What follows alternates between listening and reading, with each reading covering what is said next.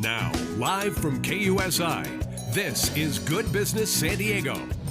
Sponsored by Wilsey Asset Management. Hi, I'm Roy Robertson. Welcome to Good Business San Diego, where we talk about what's most important to you, your lifestyle, your home, your family, and your money. And the following portion is brought to you by Wilsey Asset Management. The business of kids sports is changing, and maybe not for the better. Brent Wilsey, president of Wilsey Asset Management, is here to explain what may be a game changer in this multi-billion-dollar industry. So, Brent, who is it that's getting involved, and how are we going to be impacted? Well, it's a private equity, and I'll explain what they are, but they're getting into kids sports because there's maybe money to be made there. And private equity, you have to understand that it's private. When you put your money in a private equity, these are sold, by the way, they're sold by brokers, and brokers generally get, I think, about a 4% commission off them. That's why they're so hyped and like, oh, you know, they've done well in the past. Well, now private equity is trying to get into this, and private equity, again, they have fees after you get in. The fees in private equity is 2% management fee, and our top fee is 1.5%, by the way. Theirs is 2%, and they get 20% of the profits. So their whole thing is to make money off of this. And the problem is they've done well. These are sold. These private equity funds are sold. Well, now they're sitting on $2.5 trillion of cash. They've got to find somewhere to invest that cash. And unfortunately, kids sports, about a $40 billion a year industry in the United States, that's where they're heading because, hey, that's a lot of money. Sure. We can make more money here doing that. So unfortunately, the kids and the parents would be the loser in this situation, right? Well, they really good because what private equity is doing, they're buying the leagues, they're buying the tournaments, they're buying the training facilities, the sports complex. And I just talked to somebody else, and they go, gee, when I go there, they now charge me a $20 parking fee.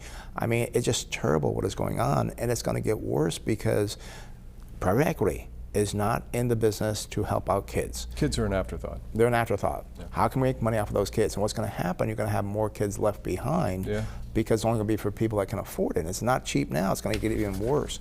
And the problem, I was a coach for my kids in football and soccer. And you know, I think back then we charged, I think for football, I think it's like $200 initiation fee to cover the cost of the pads and everything. Fees, yeah, but it wasn't for profit. So when we had money left over, we said, well, gee, these families can't afford it. We'll give them scholarships, we'll pay for it. Right.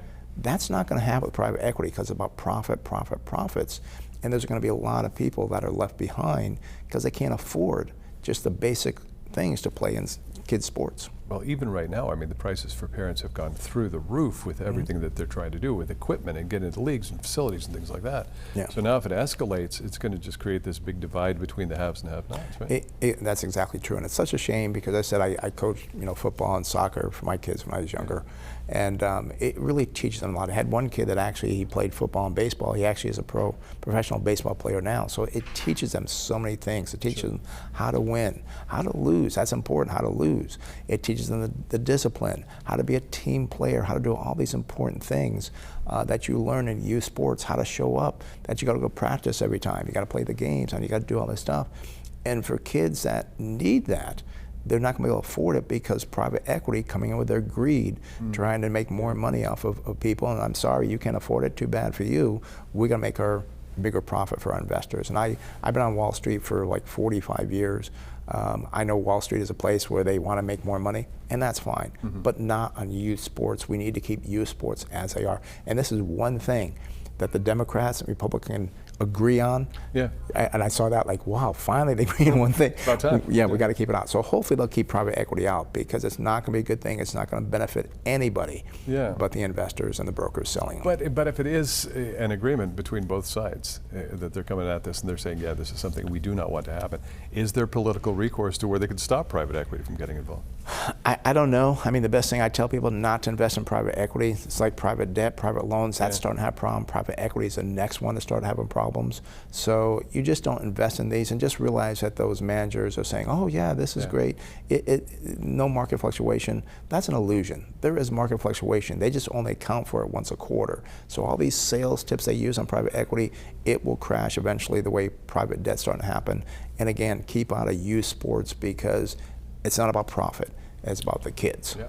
So don't feed it by investing. Don't feed it by investing in that. And you won't know. They're blind pools, so you won't know. Okay. So. Thanks, Brent.